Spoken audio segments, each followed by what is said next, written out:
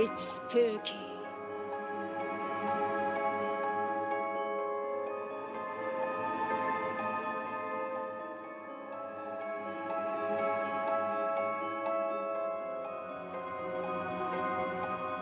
It's spooky.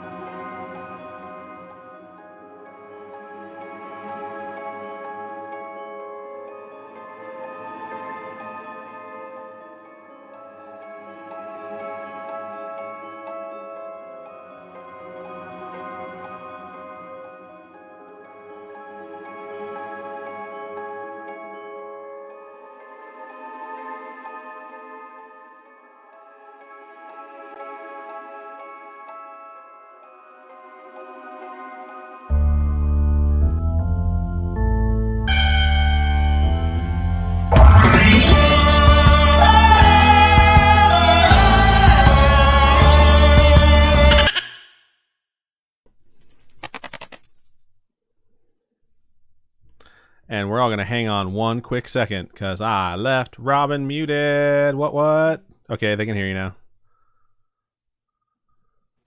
All right, I had to change my mic over anyway. I forgot that I Perfect. have to do that every time. All right. Hello, spooky friends, and welcome to another episode of Pastatime with the Scaryish Podcast. Woo! I'm Robin Grace. This is Pastatime. Adam Diaz. Hello. Whichever. And fuck. And we're here with a few stories, some creepy pasta, if you will. Adam, why don't you go ahead and tell everyone what those are? So, creepypastas are fictional, short-ish horror stories that can be found on the internet at places like creepypasta.com, sometimes the No Sleep subreddit, sometimes the SCP Foundation, and other various communities that share fictional stories like that. Sometimes they're even written to us by our very own spooky friends who have just, the urge to put something down on paper. It's fictional and they know it and they decide they're going to share it with us to read. Robin, for someone out there who has a suggestion for a creepypasta or has their own they would like us to read on the show, where can they send it? You can send it to our email, It's pastatime@scaryish.com. You can also go to our website, scaryish.com, fill out the contact us page, and it emails it to us that way. We also have different social media, Facebook, Twitter, Instagram, all that fun stuff. We started a Snapchat, never used it. We have all these things we've started and never used. But yeah, feel free to contact us at the aforementioned things. Indeed. So we're going to be reading 4 different creepypastas for you guys this particular show. Robin, would you like to start us out, or do you want/need me to? No, yeah. Let me start. Okay, cool. Go ahead and take it away. Is that a song? I mean, it's a is that from Hamilton? Yes. Okay. All right. So this first one is titled "The Cat Scratching at My Door," and it's written by Weatherford and Sky, which is a pretty cool name. You ready? Oh yeah, I'm ready as fuck, right. Dog. Couldn't be readier. Okay, so it begins. I never thought a childish prank would save me and my brother's life. It began in late September. My family cat had passed from old age a few weeks prior. I missed her terribly and assumed the strange things that began to happen were just echoes of my grief. When she was still alive, she used to scratch at my door until I let her into my room. And she used to fuck. And she used to use the crawl space as her own little home, sometimes hiding away for most of the day until pushing the door open in the middle of the night. I'd gotten so used to it that I was no longer startled by the tapping of little paws upstairs and the sound of little doors creeping open. So used to it, in fact, that when those same things happened after her death, it took me a while to notice. When I finally did notice, the sounds gave me a strange feel of unease, but familiarity. I told myself that it was just the creaking of an old house, but part of me wanted to believe she was still here in some capacity. One night in October, I was awoken by scratching at my door and a faint meow. It lasted only a few seconds, but I heard it clearly. I thought it was a dream. It had to have been. After all, she was gone.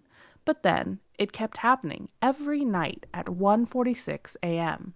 I would hear scratching at my door and the cries of a cat who was long dead. I told no one of it because even though it frightened me, I didn't want to lose what I had left of my dear cat. The scratching stayed the same until the night of October 21st, when it became harder to ignore. Everything was normal that night. My parents had gone out for the night, and my brother was sleeping downstairs. I watched YouTube until I fell asleep with the glow of my laptop still on my face. When I heard the scratching, I wasn't even scared. It felt like any other night, until it didn't stop. The scratching only got more frantic, and the crying grew in volume with each swipe of a claw. I'd never heard my cat act like this, even when she was alive. I quickly sat up in my bed and checked the time. I don't think that's her cat. I mean, aside from the fact that it's dead, it sounds like it's some sort of demon. 1:46 a.m. Like always, the scratching got even worse. It sounded like she could tear through the door at any moment. I got up from my bed and slowly cracked open the door. My heart was racing. I had no idea what I would see behind that door, but I had to open it. I opened the door only a crack, and suddenly it pushes open. However, there was nothing behind the door. I felt a strange presence, like something came into the room. I didn't know what else to do but to go back to bed and try to fall asleep. The next few nights were just the same. The scratching was almost deafening until I opened my door to let no one inside. It was creepy but comforting. Every time I opened the door, it was like my cat came to visit me from beyond the grave. That's just a bad sentence. Like, I get it, but at the same time, I'm like, anything that you have to say like came to visit from beyond the grave is like bad idea. I mean, you know my biggest pet peeve when it comes to movies. It's a phrase that is spoken in so many bad movies, and I've only ever heard it maybe once or twice where it's spoken, and it wasn't Once and awful. for all. Once and for all. We have to take care of this once and for all. If you hear that in a movie, you're in for a shit show. Every now and then there's an exception. I've seen it once, like I said, maybe twice, but like Final Destination 2, Allie Larder, they're in the car figuring out how to defeat death. And her reading of that, like, once and for all, it makes me want to throw my television through a fucking wall. So, anyways. Tell me how you really feel. Just saying. All right. The last night I felt her presence was a night I will never forget. To this day, it was the most horrifying night of my life. It was Halloween night. I had just come home early from a party so I could stay with my brother for the night as my parents were out of town. We watched and made fun of Halloween movies from our childhood until midnight. BT Dubs, one of my favorite Halloween movies of all time, is Under Wraps. It's called Under Wraps. It's a Disney movie. It's so cute. It's about a mummy that comes back to life. The title makes more sense now. Yeah, Under Wraps. Yeah. But I freaking love that movie. Of course, there's always Hocus Pocus and stuff like that, but Under Wraps, mwah. Chef's kiss. All right. Sorry, I'm distracted. I want to watch that movie after this now. I thought it would be funny to scare him with the scratching and meowing, so I told him to sleep in my room that night. I never thought a childish prank would save me and my brother's life. I got in bed and he got in a sleeping bag beside me. He fell asleep almost immediately while I could barely keep still from the anticipation.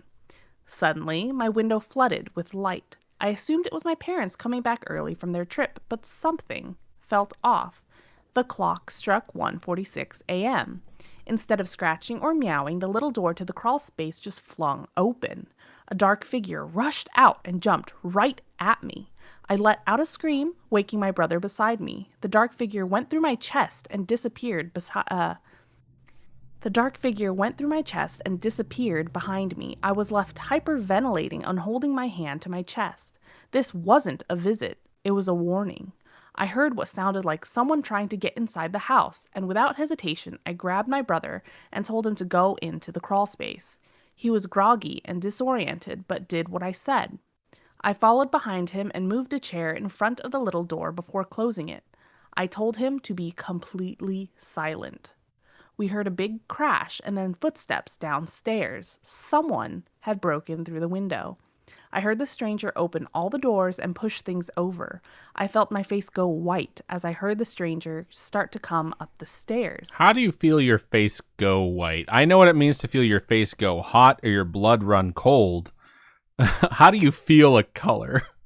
It's like, I assume, it's like you feel all of the blood rush out of your face, you know? Like, okay. It's just I guess, chilled. yeah, I could see that. Okay, cool. Yeah. Continue. I'm sorry. I held my hand over my brother's mouth and began to pray in my head. The stranger was at the door. My heart was pounding. He flung the door open and entered the room. I could hear him flip my bed over and knock over my nightstand. I thought we were going to die. My brother was silently texting the police. You can text the police? Apparently. While all Hey, I you could up? do... What? Hey, you up? Oh, while all I could do was stare at the door, knowing it would open at any second. The stranger pushed over the chair in front of the crawl space. The only thing left between me and the intruder was a little door. My brother and I grabbed the handle and held it shut. I then heard the hiss and growl of a cat. It felt like it was right behind us. Finally, the intruder tried to open the door.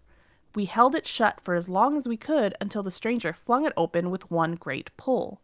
Before I could even get a good look at him, the dark figure leapt out from behind us and bounced. Oh, fuck. The dark figure leapt out from behind us and pounced on his face. It all happened so quickly, you could only see the flicks of blood flying around. He fell to the ground, crying out and holding his now mangled face. The dark figure ran into the shadows, and my brother and I ran out the door and down the stairs. We screamed for help out in the cold until the neighbors came outside to see what was wrong. The police arrived a short time after. It turns out the stranger was a drug-addicted ex-convict who was breaking into people's homes around the area looking for cash. They found him screaming in pain, covering his hollowed-out eyes. Oh my God. The police also found a knife beside him that he had taken from our kitchen. My brother and I were standing out in the cold when I saw the faint green glow of my cat's eyes in my bedroom window. That was the last time I ever saw my family cat. Wow. That was It's not pretty bad. good. Yeah, I kind of liked it, actually. I think it's more of like a feel-good story. Than Cat came back from the grave. to That save- phrase that you yeah. love, to save the person's life. Yeah, I think it's cute. I like it. I don't know. How do you feel? Thoughts? Honestly, I think it's pretty good. Like I mentioned, I think it has that, like, anyone who's lost a pet knows the pain of losing a pet, and Yeah. it sucks. And the idea that they're still watching over you, like, this is a very, like, exaggerated version of your pets there watching over you. And of course, like, having this person have their eyeballs scooped out is pretty fucking brutal. But, If I get I it. were a cat trying to save my owners, I too would scratch the eyeballs out of someone. Yeah, honestly, when you were reading it, when you got to the end, for me, I thought it was going to be like the shadow was behind them and then it attacked them. Because if I'm thinking like it's a cat, and it was a real cat, the cat would be like, "Why the fuck are you in my crawl space?" And then just like claw you while you were about to get murdered by this person. But nah, the story had a good ending. I liked it. It was good. Yeah. It was good. I liked it. It was a good, solid story. I liked it. All right. And with that, we will turn and check out the stream chat and say hello to everyone watching us live. Before we start reading these, I will go ahead and give the shout outs for the redemptions. Shout out to Lisbetry, who followed us 25 minutes ago. It's sort of weird that it's saying that you followed us when we know that you've been here for so long. So long. Not sure if it's a new account or what it is, but either way, thank you. Shout out to Chloe, who just resubscribed for the 5th month. We appreciate that. Shout out to Glitch, who resubscribed for the 33rd month and said, 33, let's go! Y'all the best. Ooh. I'm What's for Dinner, just resubscribed for the 28th month, said Scaryish Fucks. Looks like the Scriptory has redeemed a high five and Enzo Matrix has redeemed a drink, so we'll try and do an air high five through the cameras.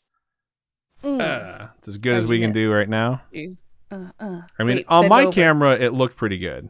Bend over. No. All right, and Enzo Matrix redeemed a drink. Robin, what are you drinking this episode? We have nothing in the house, therefore, orange juice and whiskey. Gotta do what you gotta do. I'm just going with a And it's not even regular whiskey. It's fucking Tennessee honey, man. Ugh. I'm going with a simple tried and true rum and Coke. And it's much more Coke than rum, I won't lie. So it actually tastes pretty good. I fucking hate the location of this house sometimes. I'm What's for Dinner. It says the guy's eyes get scratched completely out. Robin, what a feel-good story. Facts. Straight up. So 100. I'm not sure if anyone else was here before the show went live, because full disclosure, this is like the least prepared I've ever been for an episode. I'm glad that we were able to get up and running when we did. We have some folks in Vegas that are staying with us. By us, I mean me, I guess. Charlie from Nerd Chills. Anyone who listens to Nerd Chills will remember Charlie. And her boyfriend Chuck are staying with us, and I kind of like lost track of time talking to them. And I realized, like, oh shit, I have 3 minutes to get the show all set up. I had already done most of it, but I had to like get all the programs up and running and all that fun stuff. So, yeah, it's fun. If you notice and you're joining us, we have, obviously you're joining us if you're going to notice, but there's a new goal, a new stream goal up here. So basically why this has come into existence is we were hanging out with a friend of ours named Marsha, who we've mentioned on the show multiple times. She has really started listening and supporting the show. She's shocked we've never been to Zach Bagel's Haunted Museum. How is she shocked? And then after listening to the show, she's like, oh, it's because Adam, in particular, me, hates Zach Baggins. And she's like, I really want to go, and I really want to take you guys, and I really, really want to see Robin's reactions. I'm too scared to go. I don't know. We basically made the deal, because I've said before, like, I wouldn't go if you paid me. So I checked into how much tickets are. Tickets are about $80 a person, depending on which tour you want to go to. So I'm like, all right, how about this? If we get to $300 goal, and I didn't do a month, I did like until June 15th, I think.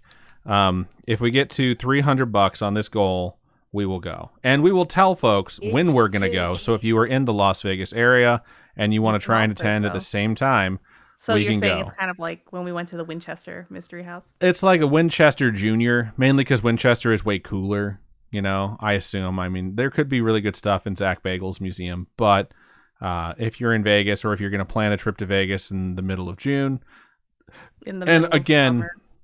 I shouldn't say middle of June because that's when the goal is going to end. We don't know the exact dates of when we'll go because Robin is out in California and we're not sure like exactly how it's going to work, but we'll coordinate it so that we can go and maybe do something afterwards. What I'd like to do is go to Zach Bagel's thing and then go someplace where we can sit down and eat and just hang out. So that said, that's the goal. If we don't hit it by June 15th, it's probably because people don't give a shit and they didn't want to donate to that cause. And that's fine too. And we'll just switch it to something else. So that is going to be our goal for the next 48 days. All right. So Captain Fake Eye was the first person that I saw on either channel that said hello at 6:26:36, which shows you how late I was getting this thing up and running. Bunny Cakes is also here along with Lizbatry. Waves does stuff over there on YouTube, said is cutely summoned. And they have joined us as well over there. Sherry Sue is here. Glitch Grim is here. Not sure if I already said that one, but of course Glitch is here. Chunkster is here as well. Yesenia's over there on YouTube. Thank you for joining us. Bunny Cake says Glitch says, what if Bagels is like, yo dog, heard you talking shit. Let me take off my affliction shirt, bro. I would beat that dude's ass. 100%. I would sell tickets to it though, so we could like donate the money to charity and then beat that dude's ass. Gonna keep scrolling. It's really fucked up. It's so crooked. I mean, you're squinting one eye and you're opening wide the other eye. It looks like I have a lazy eye. Look at this. It's because you're squinting one of your eyes. You're like, it looks like I have a lazy eye. One is like drawn really thick. This side is drawn so thick, and this one is so thin. I need more. I need more eyeliner. Just shove it on there. I'm not sure what this is in response. Oh, okay. Lizbatry said, so excited for some pastas. And Bunny Cakes replied, I wish I had some pasta right about now. Same, dog. Gonna keep scrolling. Chunk says, still stuck at work, but almost done. Yesenia said, hola. Hola. Thank you for joining us. Scripty is also here, which we mentioned when they redeemed their high five request. Yesenia said, looks like I just got home in time. Christian Perez, or is it Christina? Oh, I think it's Christian. I don't know. Perez02 said hello and then said, I gotta go, about to watch Magic Mike do his thing. All right, have fun doing that. Oh yeah, there's a new documentary, I think, on Hulu or Netflix, and it's called something about the magic, and it's a documentary about his life. Who? Magic Mike? Is not he a Magic real person? Mike. I'm so sorry. I'm thinking about Magic Johnson. Gotcha. That's very different. Very different. Magic Mike is like the sexy dancing, right? Correct. Yeah, she's not talking about seeing a documentary about a great basketball player who contracted HIV and has somehow lived this long and helped develop serums and stuff like that. She's talking about getting dicks dangled in her face, pretty sure. Or he. I don't know. They. I should say they. It's the gender neutral pronoun when you're not sure. Captain Fake Eye says, oh, look at that baby face Adam. You can see it's already coming back in though, so Beard will be back in no time. I like usually get all my shit together before the show. Like I'll take a shower, I'll do my hair, I'll like put on a decent shirt, I'll put on makeup so I can cover up my rosy red cheeks. And today I was just like, I worked out, I like cooled off, and then I switched into some clothes that were like kind of dirty so that I could like, you know, not take a shower yet because I had to jump into work, but so I could be slightly presentable for my meetings and still not be wearing something clean while I'm like stinky. And that is what you see me currently in. Like my hair kind of looks like it's done because it has sweat in it. And I'm wearing a shirt that is like specifically for cooling down after working out. So it's a Golden Knights shirt though. So shout out Golden Knights, whatever. I got home at 6, so I did not do anything. Like I rushed to put makeup on, and obviously it didn't work out because one eye is way thicker than the I think other one. I don't even really notice it if you just stop pointing it out. I don't think anyone else will notice it either. I notice it. All right. So Bunny Cake says, both Adam and Robin looking amazing tonight. Thank you very much. Captain Fake, I said, in regards to that slip up of the tongue where you said she used to fuck. She goes, she used to fuck. She still does, but she used to too. Bunny Cake says, for some reason I read this in a stoner voice that makes it even funnier. Glitch said, sometimes dead's better. Bunny Cake says, white as in pale. Yeah, I think that's what they're going for. It just sounded very odd for some reason. Also, you can text the police in some places, used mainly for these situations and domestic violence cases. Captain Fake, I said, oh my god, this story is so gory. It was okay right up until the eyeballs got ripped out. Bunny Cake says, I really liked this one. Laura Ann got to hear the end of the story. What's says, the guy's eyes get... Oh, you already read that. Okay, so I've caught up to where you started, which was like not at the beginning. I only opened my restream chat like as soon as the story was over. Glitch said, Charlie, Nerd Chills Reborn. I don't think Charlie has any paranormal stories. Or else I would ask her to be a special guest on the show this week, which would be super cool. Chuck. I don't know. I can ask Chuck if he has any special stories. That'll be fun. What was I going to say? How many drinks do I have to drink? Because I have not tasted this blasphemous concoction. Just one. Okay. I really wish they had a webcam that would just track the person's face. Because at this point, like, I just sort of drag Robin around as she shifts from side to side, which is fine. But it would just be cool if it did it automatically. Like, I could just, like, tell it, this is where your face is, with the same way you tell Snapchat where your face is. And if you're, like, scooching and booching, you have something that'll, if you're using your phone, will track your face. Yeah. But webcams are different. They got to exist. Something out there can do it. So I'm just going to pause really fast, give folks a quick update on my dice creation hobby. I got all my stuff in. I started altering my pressure pot last night so that I can convert it into resin casting, and I got sent a pressure pot that was very clearly refurbished. And as I was making my adjustments to it, not even really making my adjustments, but just trying to make it look better, because one of my fixtures was just sort of cockeyed, and I realized that it seemed like it was cross-threaded. I took it off, and it looked like it had actually been broken off and then sealed with like liquid metal. Robin tries to talk over me so she can say something stupid and almost certainly sexual. So what was it you were saying, babe? I said I look pretty cockeyed right now. You don't, though. You look great. I heard the only syllable I heard was cock. That's why I thought you said something sexual. All right. Chloe has redeemed a drink along with Sherry Sue. So that is 3. I think I already did 1, so I only have 2 left to go. Cat Beatrix says, just popping in really quick before my class starts to say hi. What up, Cat Beatrix? Thank you for joining us. Enjoy your class. I hope it goes well. I see what is wrong with my face, and I hate it. All right. Cat Beatrix also said, been having a weird week so far and need some spooky friends vibes. Also vehicle advice. LOL. I can send you the vibes. What vehicle advice you need? Toss out your vehicle question, and if we can't answer it, which I probably can't, we'll see if someone else can. Glitch says, what if bagels? All right. You already read that.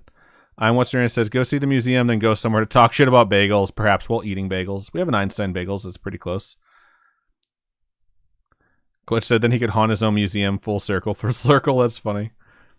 Faye says, guys, I'm excited that I finally get vacation in June. Haven't had true vacation since August. Damn, that's a long time. And... Ow. I kicked my freaking headset off. Sorry. Oh, my hair. Ugh. Whoops. Robin's just a nightmare over there. Glitch said, congratulations. What's a vacation? Lisbeth Tree said, how exciting. What are you doing?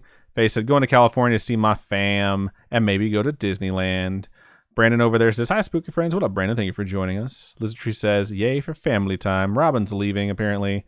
This is fun. This must be why she wasn't going to read any of her chat or anything like that. You guys can't see what she's doing, but I can. And I don't know what it is. I don't know. She's doing her thing over there.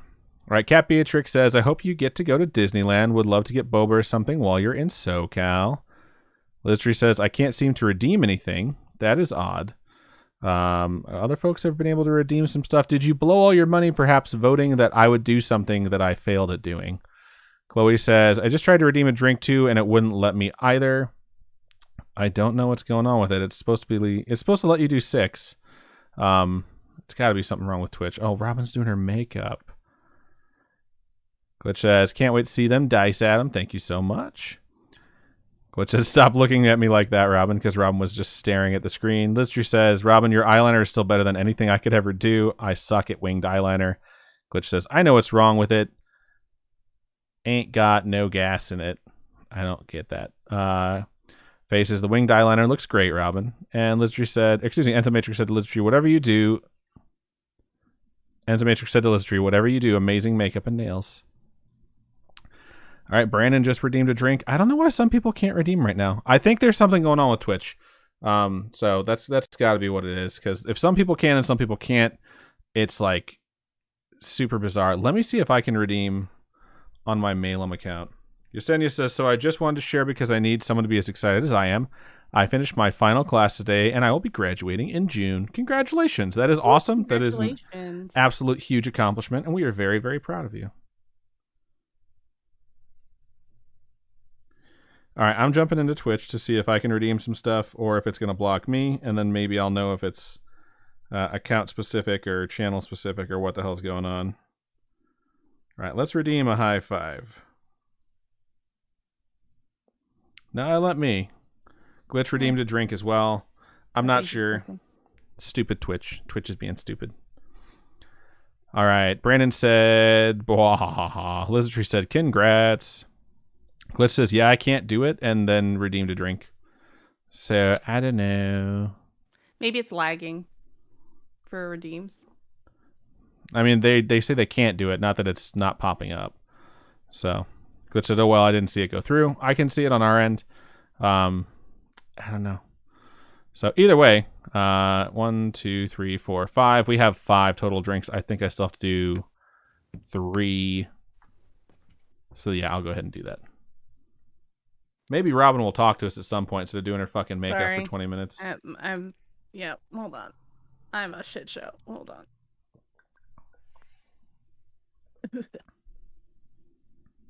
All right. All right. Beep, beep, beep, beep. Liz Patrice said it's all good. I'll save them up for next week. Yeah, you can redeem all 6 at once or something. My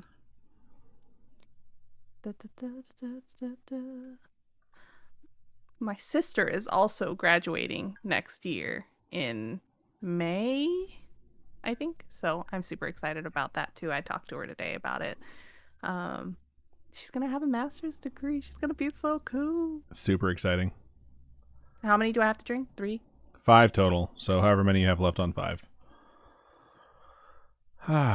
Glitch says I still have the points too. That's funny because I can totally see it right here. So it's yeah. really strange how Tennessee honey, no matter what you put it in, makes whatever it is smell just like Tennessee honey. That's all it is. Because Tennessee honey is terrible. Hey, yeah, I think it's good. Your second story, is it short or long?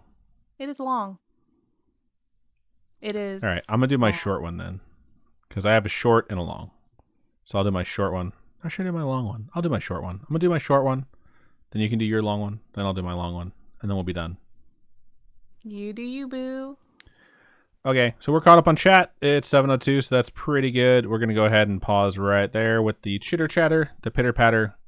And I'm going to go ahead and read my first story. Marking it. And here we go. All right, so I'm going to go ahead and move into my first story of the show.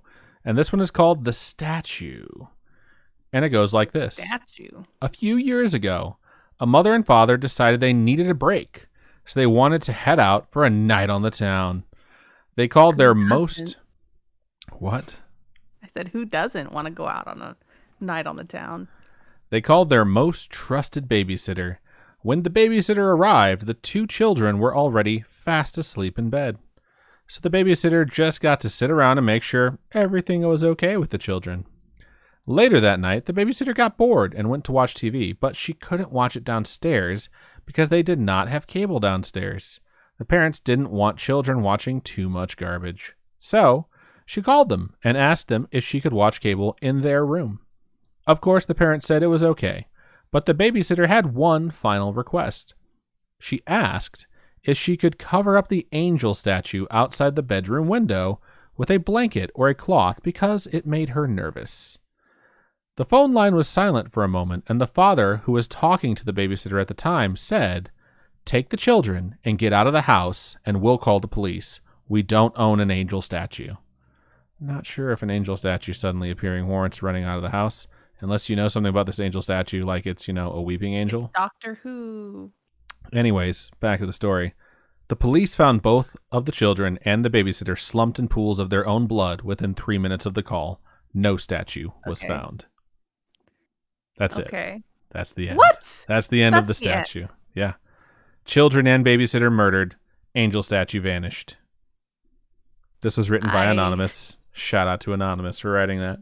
I am disappointed. I read it. Disappointed that there's not more. I want more. I read it and I was just like, this one is so short and it's so incomplete that I have to share it with other people.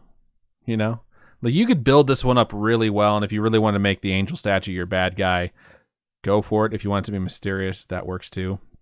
This seems like a rough first draft of a story, but it also, as I read it, made me want to rewrite it because I feel like I could rewrite it and really flesh it out. You probably could. I have a few Doctor Who books that involve, the Weeping Angels, and those are more riveting than this obviously. story.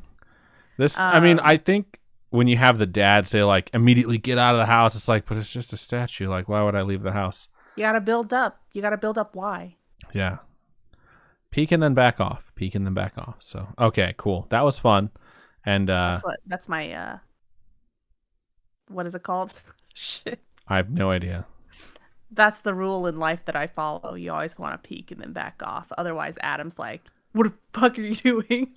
I have no idea what you're talking about at this point. So when I peek in the bathroom and look at you naked. Oh, peek. Okay, cool. Mine was in reference to edging, and then you made it whoa. Wait, what are you talking about? Peek and then back off. And then you made it this wholesome, I'm peeking at someone in the bathroom. That's as wholesome as Robin gets. So either way, we're going to end it right there. So no more lame jokes. And cool. I don't think there's going to be a whole lot of chit chat, although I see the car question came in from Cat Beatrix, which is good to see. All right. Faye said, "Oh my God, someone just sent me an ad from my institution about a study on male contraception." Interesting. Lizzie B says, "Hey guys, what up, Lizzie B? Thank you for joining us." It's literally a picture of a needle stabbing through a sperm. Damn, that's rough. All right. So Cat Beatrix's question is, her car tires, she put a penny in there, which is, by the way, a way you guys should test your tires if you want to know how far your treads have been kind of worn. So she put a penny in there, and it only cuts off half of Lincoln's head, but one of her tires went flat because it got punctured. So the question is, should she just patch it or replace all 4 tires? If you can patch a tire and you can't afford replacing all of your tires, I would suggest patching it. I would not suggest, which you did not have in your options, getting a single new tire. If you're going to go the new tire route, do not all get 4. A single new tire. Absolutely. You either do 2 or all 4. You never get just one. Yeah. She says, both concern value for the price, and I'm trying to get tickets to visit Scaryish, which are also super expensive. I would say just get it patched. Make sure you have a spare. It could be a donut, but anything that you can do just in case it goes flat again. And because it only cuts off half his head, I would say you still have quite a bit of time left on those tires. I was reading that specific brands as well, the whole idea of putting a penny or a quarter into it and seeing whether or not it's worn down. You can actually continue driving even if you can see the whole head, because some brands are just regulated not regulated, but are just made way differently now. But obviously that's just speculation I read on the internet the last time I was looking up this exact question. If my tires were that bald, I would not want to drive on them. But I do admit that I have driven tires to the point where it's any moment, any bump in the road could pop my tires because like in Vegas, things just get so dried out so fast. Like I have my Subaru tires for a really long time. The dealership would always tell me like, you know, you need new tires. you need new tires. And I never did. It's like I need a lot of shit, so All right. Cat Beatrix also said, "Oh, I really wish I could stay here and skip my class without consequences. Missed y'all. We'll see if the stream is still going after class. Fingers crossed that the professor doesn't go into overtime." Bunny Cake said, "Anyone here into basketball? A shop here in Australia is selling American basketball shirts. I want to make sure I buy one from a team we love."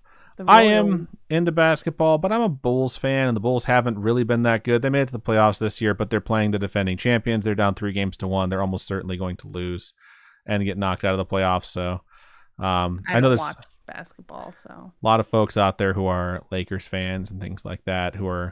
Lakers fans didn't have a good year this year. They didn't even make the playoffs. Latreia says, "How's everyone doing?"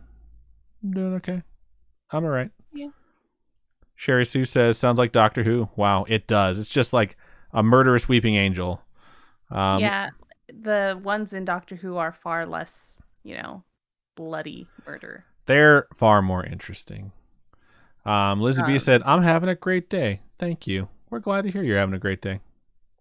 Yeah. Bunny Cake says, "I've always wanted to write a fan fiction of a weeping angel falling in love with a human, but never being able to interact with them. That sounds like it'd be very fun to read." It Captain does sound Fake very Eye fun, actually. Said to Cat Beatrix, "I've been told every 6 years or 80,000 miles, but I'm not a car person." Yesenia says, "I want to hear a story that Adam wrote. I've read one, and it's called Knock on Wood. I don't remember the episode I read it, though.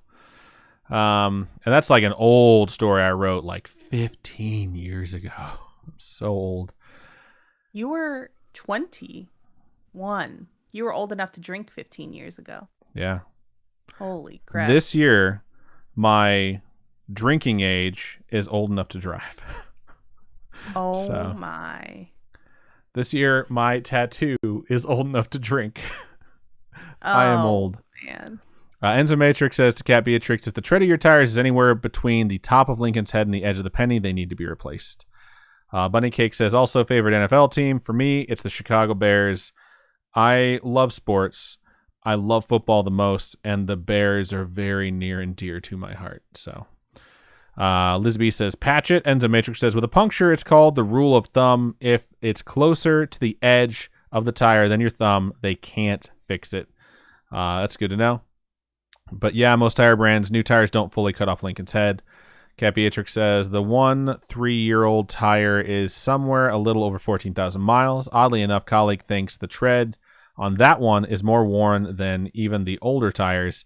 If I do get new tires, it would be the front two, which include the current spare that I put in this weekend."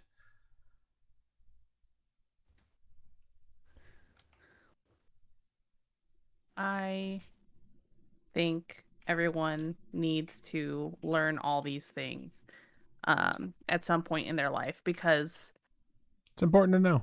It is important to know, and I don't think people teach it. There's no class in school that is like, "Hey, you need to know this. You need to learn this." As someone who grew up in Northwest Indiana, in the state of Indiana, this is what my life was like.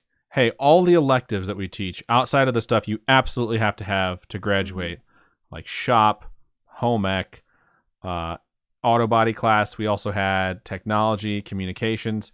They were all whittled away. And by the time I got to high school, there was technology and communications combined into one class. And then our shop, which had been designed to be state of the art, was used for absolutely nothing. They took away like all those things that you could learn all these things.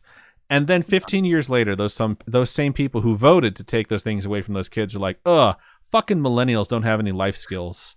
Like, I have never wanted to hop a plane home and slap the shit out of a person for a Facebook post than someone that I know deliberately voted to not teach me life skills, complaining that people my age didn't have life skills.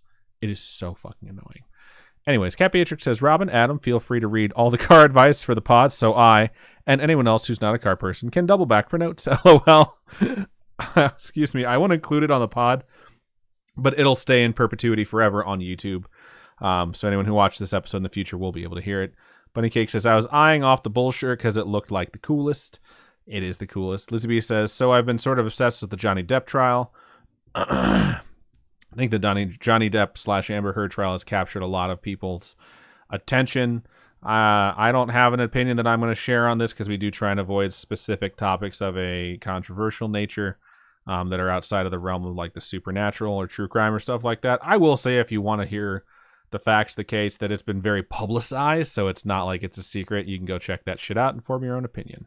And I would highly recommend doing that than, watching a YouTube video where someone else tells you what their opinion is and then basing your opinion off them. I find the whole thing fascinating, but not fascinating enough to actually watch it. Bunny Cake says, only fan fiction I've written is BTS, in parentheses, characters, not real people. Interesting. What's here says, on 9/12 this year, people who weren't alive, even alive during the 9/11 attacks happen, will be old enough to drink. We have a roommate who qualifies. Endomatrix was giving general advice. Says, in the middle is a super easy fix. I've done it hundreds of times. Cool. And this one is in the middle. Lizzie B says, Hoosiers. I know, right? Lizzie B says, the one that makes me laugh is Amber Turd. That's like a little schoolyard jab. That's what someone would say to someone named that in the schoolyard. It's me saying schoolyard for the 4th or 5th time. All right, we can stop right there and then go ahead and move into the next story. Are you ready? Yeah. All right, cool. Is it me? Yep. I'm going to mark it, and then you do your long one, and then I'll do my long one. All right, so this next story is titled The White Face in the Window, and it is written by Nick Ledesma. So we'll see how this one goes. I thought for a second that was a fake name, like Lick D's Nuts, but I couldn't figure out what it was supposed to be. So if someone else figures out what Nick Ledesma is, it might actually just be a name. It might just actually be a name. And then he's like, fuck you. Lick these nuts. All right. But yeah, so the picture for this story is very terrifying. It's like shitty looking blinds on a window, and there's like a creepy white face in the background. It's terrifying. Okay. So the story begins. Last winter. Hang on. Did you take all 5 of your drinks? No. I think we should honor those. As much as Future Adam doesn't like editing Drunk Robin, the people called for 5 drinks, and they've had a very difficult time redeeming these tonight, so. Oh, Bunny Cake's asked fave NFL team. Mine are the Cowboys. Whoop, whoop, America. You don't remember me talking about how much I love the Bears? Oh, okay, gotcha. When I responded to remember that the one the Bulls. first time. I don't remember the Bears. Okay. The story begins. Last winter, I gave you my heart. But the very next day, you gave it away. Okay, no. Last winter, I was walking through a park, which sounds really similar, near my apartment when I came across 5 young boys attempting to smash an object with a hammer. Granted, Chicago children are probably more violent than most. Well, that's fucked up and I'm judgmental. not used to seeing such things in my particular neighborhood. Are you like, fuck you? I never smashed shit with a hammer, but if I ever fucking see... No, I'm kidding. You have stolen stuff off people's yards. I think that's... Non-violent crime. Yeah. I jogged over to them mostly out of curiosity, but also to make sure they weren't torturing some poor squirrel or a pigeon or something. If I'd known the sort of thing I was about to come in contact with, I would have probably went home and bolted the door. One of the boys was clutching some sort of dark wooden board covered with black paint and holding it at arm's length with his face turned away and his eyes closed. A second boy, I remember one of his friends calling him either Peter or Paul, was aggressively prying the hammer out of the hands of the boy who had been swinging at the wooden board moments earlier, while the other 2 kids watched without saying a word. In spite of all the hammering and arguing, the surface of the board looked perfectly smooth and intact from the angle I was approaching. I put on my toughest adult voice and got the kids to quit yelling and fighting over the hammer just long enough to ask them what in the hell they were trying to do. The boy holding the hammer, Peter or Paul, looked me straight in the face and said, "We're gonna break the devil into 6 pieces and bury him in the woods." I was stunned, but also amused. I figured he had seen something like this on television and sort of laughed it off as I asked, "So you kids think this plank is the devil?" Peter or Paul was clearly not pleased by this question and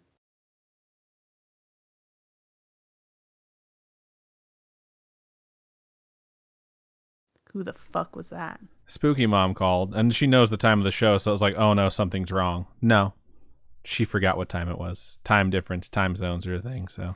I was like, who's he saying love you bye to? That's the line he always says to me. Bitch. Peter or Paul was clearly not pleased by this question and said something along the lines of, "Are you stupid or what? That thing ain't no plank." Ain't a plank. I just added the shitty grammar, apparently. I liked it better your way. Thank you. I took creative liberties. Okay. As I took my first look at the wooden board up close, I was surprised to see that the entire surface had not been painted with black paint as I had first thought. It was actually hand-painted to the point that it was nearly covered with a language I wasn't familiar with. It looked vaguely Asian or Middle Eastern. It was entirely alien to me aside from the upper left and right corners, which displayed very detailed paintings of the sun and moon. That's what you get for making her take all those drinks.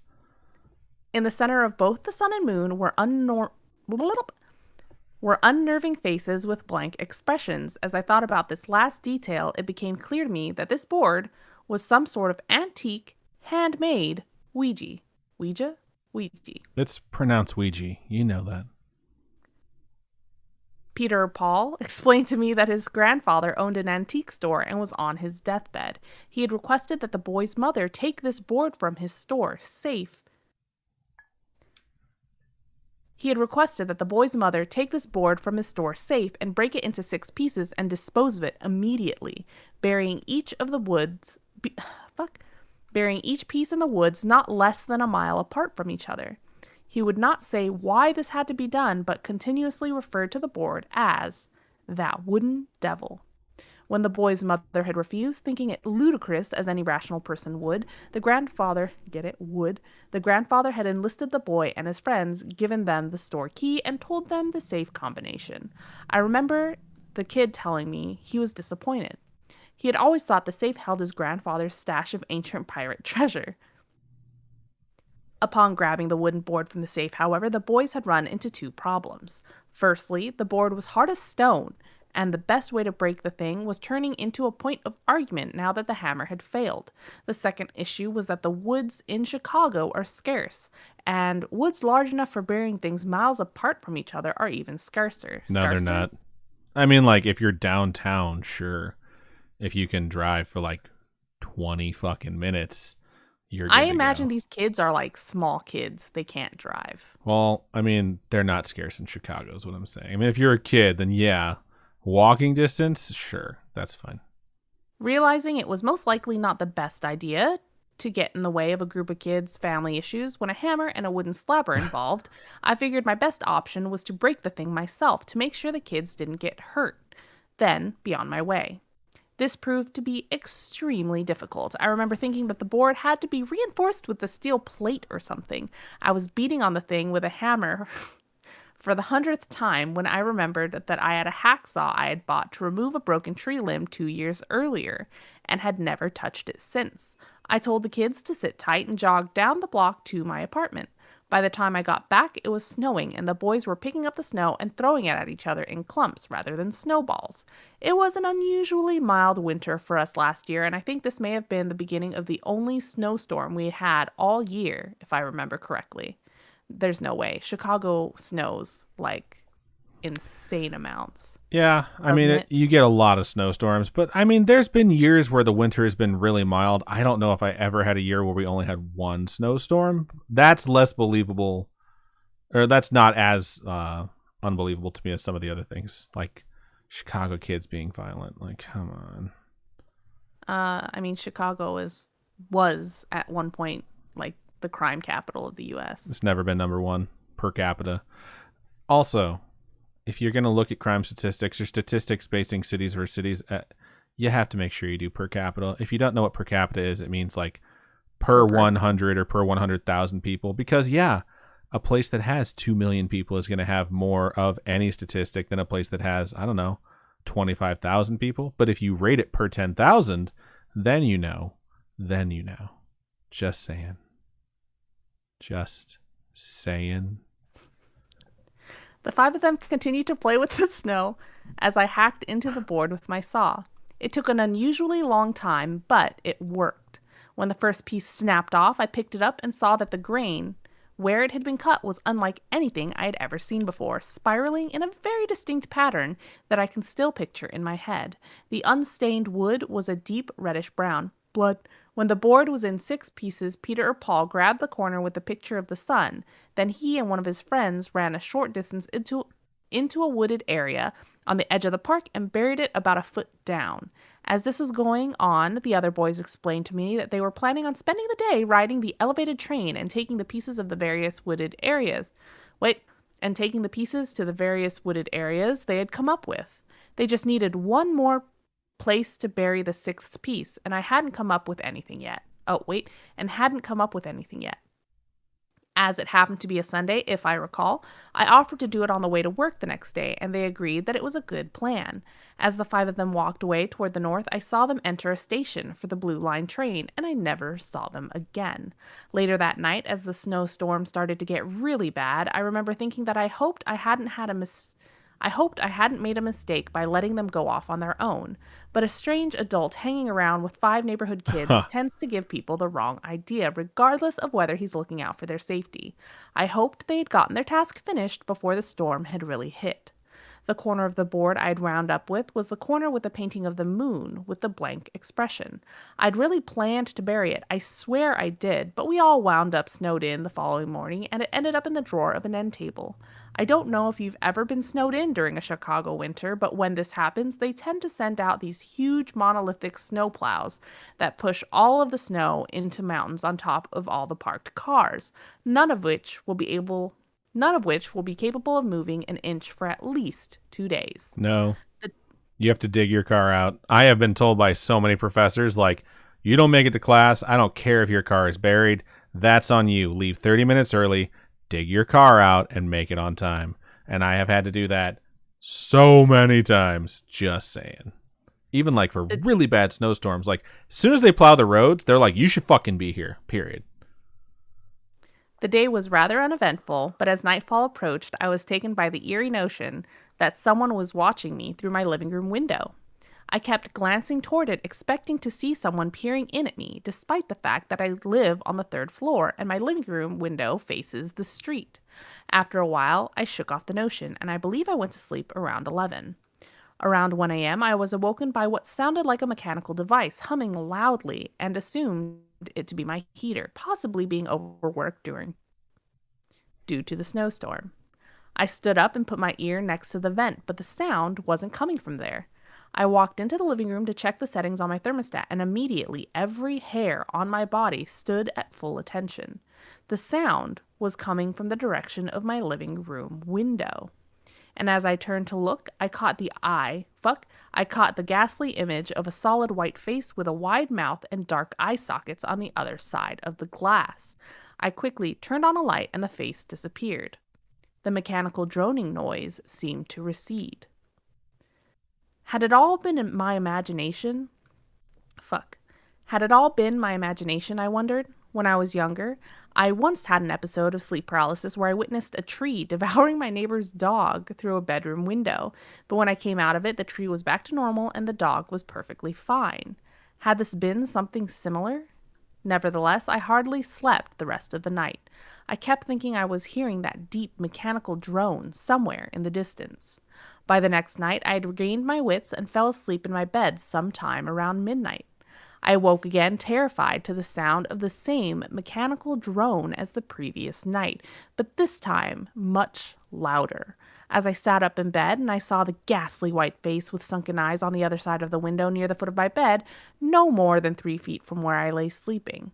It had no neck, arms, torso, nothing. It seemed to just float there above the streetlights below, emanating that horrible humming sound. It's Zordon. I instinctively... What? I said it's Zordon. Like from Power Rangers? Yes. All right. Well, Zordon, he doesn't have a creepy face like that, you know? Kind of does. And I mean, he's looking for 5 plucky teenagers with attitude, and I'm pretty sure he came across those earlier. True. I instinctively grabbed the drapes and pulled them closed, but the sound continued. Remembering what had happened the night before, I ran to the lights and flipped the switch. The noise slowly faded, but I was too afraid to open the drapes for the rest of the night. The next morning, I was still unable to get to work due to my car being frozen beneath a 7-foot pile of ice, but I absolutely had to get out of that apartment. I thought that if the face was going to come back, that I would have to be ready for it somehow. I went to a sporting goods store in the neighborhood and purchased a box of ammo for the 22 range pistol. The 22 range pistol I hadn't used in years. The 22 caliber, right? Yeah, I know what 22 range is. I don't know. Maybe it's a range pistol, but it's like 22 caliber. I don't know. It wasn't much, but it was better than nothing. I also bought some caffeine tablets and a bag of coffee. Okay. Before nightfall, I set up... What? Hey, be careful with those caffeine tablets. I have seen an episode of, I think it was Saved by the Bell, where one of them gets addicted to those. It's very, very rough. Is it Screech? No, it's Jesse. Oh. Before nightfall, I set up camp in my living room with a pistol and a coffee pot, took one of the caffeine tablets, and rigged up a portable audio recorder that I sometimes use for work. I don't own a camera, and my cell phone's video function had not been working for months. Bullshit. So the best I could do was attempt to snap some photos in the dark with the cell of the face. Just slow it down. So the best I could do was attempt to snap some photos in the dark with the cell if the face appeared again. Cell phone. It showed itself around 3 a.m. I was beginning to crash from all of the caffeine when I began to hear the droning sound approaching from the distance. I readied my gun in one hand and my cell phone in the other, but the face didn't appear at the window. I began to wonder if perhaps the face was outside my bedroom window, and as I snuck through the dark towards the door, the sound seemed to get louder. It's inside the house! The call's coming from inside the house. However, as I entered the room, the door slammed and locked behind me. Oh my God, it's there. And I heard glass shattering in the living room.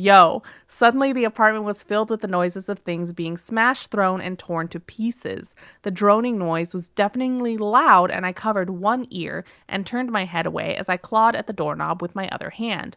But it simply would not open. It was as if the lock had been welded shut. After about 30 seconds of this, I raised my foot and smashed the door open with 2 kicks. Immediately, the crashing in the living room stopped, but the room itself had been completely torn to pieces. And as I looked above the debris at the shattered window, I saw the face one last time staring at me from the other side of my demolished Venetian blinds. It opened its mouth, exposing a white, dark cavern, the likes of which I hope to never see again, and the horrible sound got louder and louder as I snapped a single photograph with my camera and the flash went off. Then, in an instant, the face was gone. All I have to prove my story is a single blurry photograph and the audio taken by my portable recorder in those last few minutes. Look at this photograph. Every time I do it makes me think of the devil. But the thing about it that disturbed me the most is the corner of the wooden board with the painting of the moon that was sitting on top of the debris in the exact center of the room. And the face had been altered so that the expression was identical to what I had just seen in the window pane with the wide, gaping, cavernous mouth. I buried it in the woods the following morning. Is that the end? End of story. Oh, Yep. Cool. He defeated the demon. Cool. Or the devil, or whatever it was. I don't know about defeating the demon or avoiding death by demon. He got rid of it. So this is on him. He waited way too long. Like, the story's well written. I know I nitpicked at certain things like that. I'm just saying, like, when you get shit on your whole life for being late somewhere because you spent 30 minutes digging your car out, you have to time it too. If the snow's coming down and places haven't closed, because Chicagoland, places don't like to close because there's snow coming down. You have to time it between the snowplows. Snowplow will come through, bury your car, and you need to get the fuck out there and start digging immediately. And I've had times before where my car got buried twice while I was digging it, and I've been like, you know what? I'm fucking not going. Like, it's just not happening. So there's that. Also, you should have just went and buried it in the fucking woods, or just given it to the kids to bury. Like, just saying. But I thought it was actually a really, really good story. I enjoyed it. The entire premise, like, yeah, he took some shortcuts. Like, usually when you write in stuff, you're trying to solve a problem. The problem of, why didn't I take a picture? Well, my phone camera wasn't working. Okay, cool. He should have dropped his phone at some point in the story and cracked the lens or something like that, you know? But either way, I thought overall it was really good. It does end very abruptly with the room getting torn apart, him just stating that he buried it. No complications apparently in burying it and getting rid of it. So it's just like, it's over, but I actually really enjoyed it. I'm glad you enjoyed it. I thought it was pretty interesting. I don't know. The only problem I have is that there's no definitive solution, you know? Like, how did he escape the wrath of the mask, and why was it that because he had the piece with the moon on it? It's that just it because came he had after that him? piece. Yeah. It's just interesting. There's a lot more you could develop off of this one thing, but I thought overall it was pretty good. Yeah. If I saw a bunch of kids beating on a piece of wood with a fucking hammer and they're like, we're trying to kill the devil, I've been like, have fun, and just moved on with my life. So, Facts.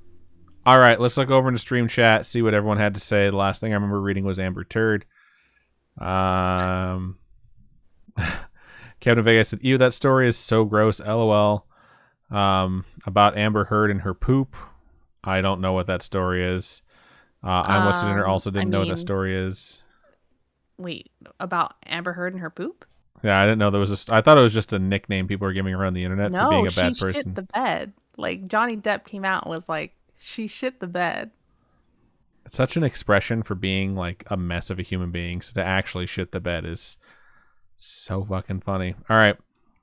Scrolling. Glitch says, I too also like the footballs, like when they shoot a 3-pointer. It's my favorite. What team do y'all think is going to win the Stanley Cup this year? The fact that you know it's called the Stanley Cup means you know more about sports than you like. I don't even know who's going to be in the playoffs. Let's go with the Vegas Golden Knights. Apparently she or one of her friends pooped in Johnny Depp's bed. They're not good this year. I don't even think they're going to make it to the playoffs this year. So sad. Gonna keep scrolling.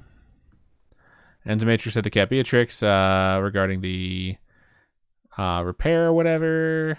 Sorry, I'm scrolling up to see what Cat Beatrix had initially said because this is a long message.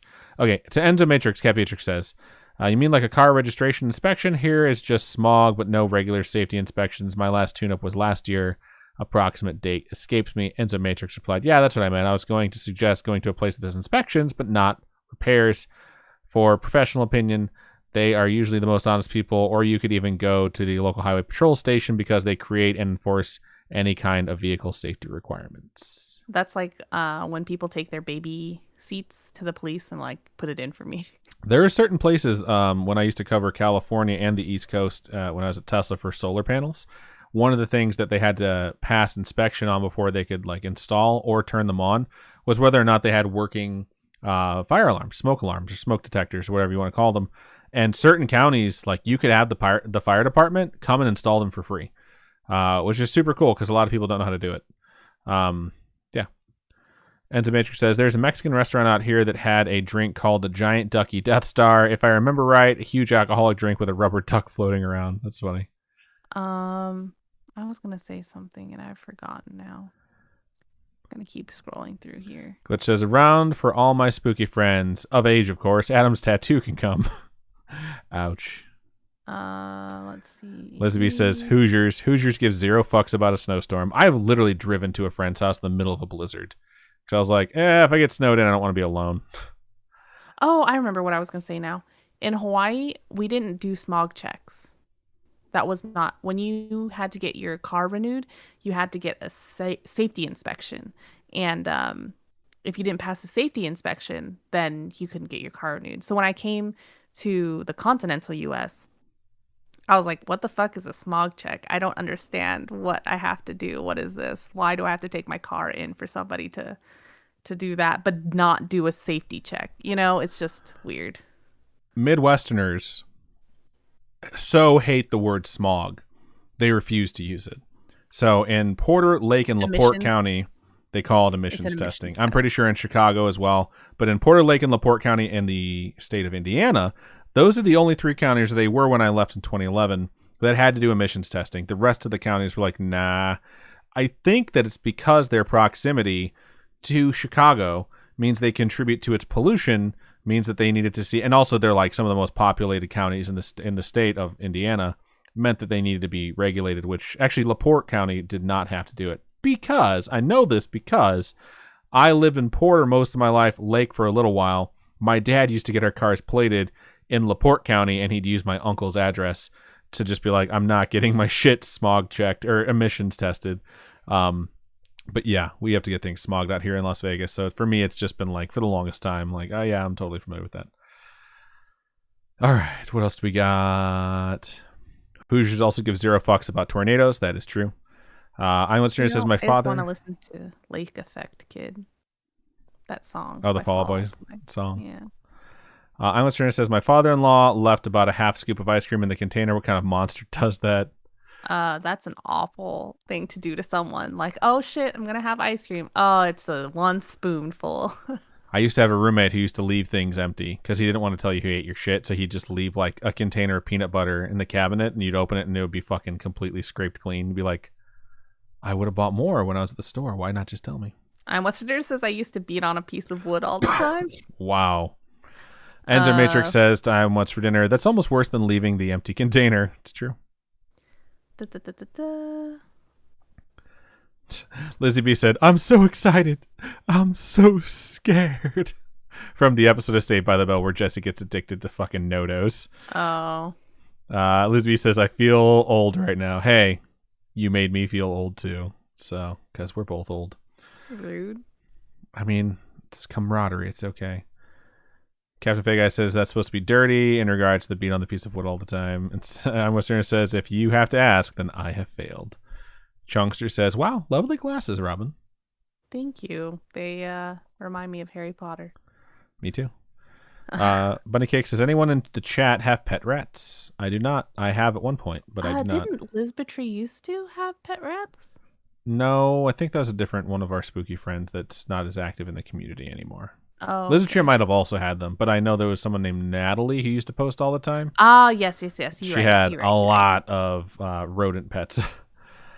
Faye says, oh yeah, here they call it emissions testing too. I don't know what it is, and Pennsylvania is not the Midwest. I think it's just because smog is just a general term related to like the type of pollution out on the West Coast. Unfortunately, it says no, but I would be open to having one if I didn't have cats. Cocks? Cats. Oh, cats. Bunny Cake says, I once if I lived in the U.S., I would offer you mine. One of my rats died recently, and it's not good to have only one rat. So now I have to have him with me always so he doesn't get lonely. Faye said, oh, I didn't realize rats get lonely. Lizzie B says, I have pet rats. Liz Batry says, I had a pet mouse, but no rats. I had a pet mouse. He was very cute. He was my first pet ever. My mom made me give him to someone because she didn't want me to have him. My friend had a lot of pet mice growing up. They were temporary for his pet snake, though. And God, is it so cool to watch a snake eat a mouse. All right. Bunny Cake says to Captain Fay Guy, they die of loneliness, but my rat is 3 years old, and I don't plan on keeping more rats after he goes. Lizzie B says, I have 2 girl rats. All right, we'll stop right there, and we'll move into the final story of the show. Woo! Woo! Marking it. All right, so that was a pretty good one, and I'm about to read my final one of the show. This one's titled Hospitality, and it's much, much longer than my last story, which was very short. And it goes a little something like this. I kind of want to just edit in Wonderwall right here. Let me mark it. We'll see if I can do that. I probably won't, though. I probably won't. Oasis, Liam and Noel Gallagher are not the people I want to get copyright struck by. So, all right.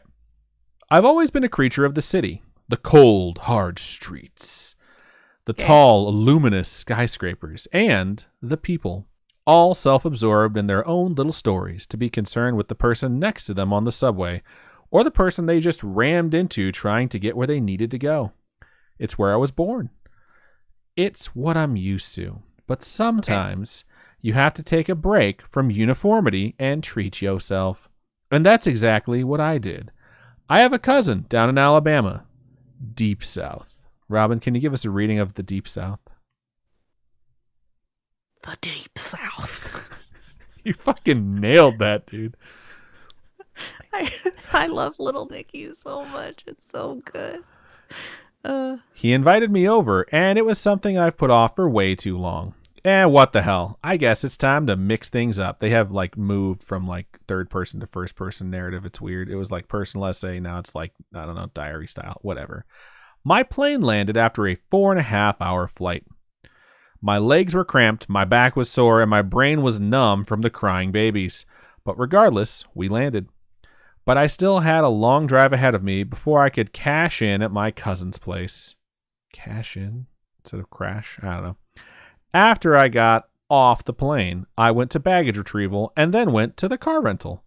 Shocker of all shocks, the rental supplied me with a shitty old Ford hatchback.